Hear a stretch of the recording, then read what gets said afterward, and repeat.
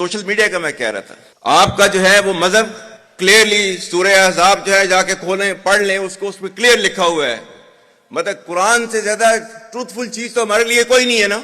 या अय्युहल्लज़ीना आमनू इन जाअकुम फासिकुम बिनबइन फतबय्यनु अन तुसीबू कौमम बिजहालतिन फतुस्बिहू अला मा फअलतुम नादिमीन। कि ऐ ईमान वालो, जब तुम्हारे पास कोई फासिक स्टोरी लेकर आता है तो तहकीक करो, ये ना हो कि तुम अपनी जहालत में किसी का नुकसान कर दो और तुम्हें उसके ऊपर नदामत उठानी पड़े।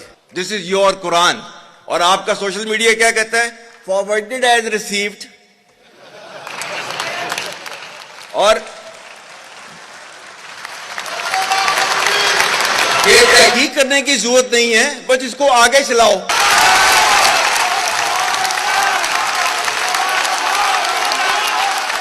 आज तक इंसानियत की तारीख में सिर्फ 2 रियासतें हैं जो कलमे की बुनियाद पर बनी हैं। पहली जो थी उसका नाम है रियासत तैयबा, क्योंकि तैयबा जो है वो नबी करीम सल्लल्लाहु अलैहि वसल्लम ने उसको नाम दिया था। और जबकि कुरान में उसका नाम है यसरब, या अहले यसरबा ला मुकाम लकुम फरजिउ, ये कुरान में नाम है उसका, जो आज जिसको मदीना अल मुनव्वरा कहा जाता है। और दूसरी रियासत जो है वो उसके 1300 साल के बाद अल्लाह ताला ने ये आपकी बनाई है, कलमे की बुनियाद के ऊपर।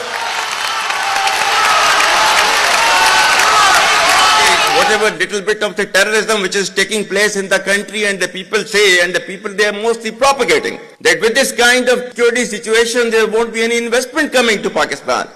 Well, to them, they must hear me very clearly now. You think terrorists, they can take away the destiny of the country from us?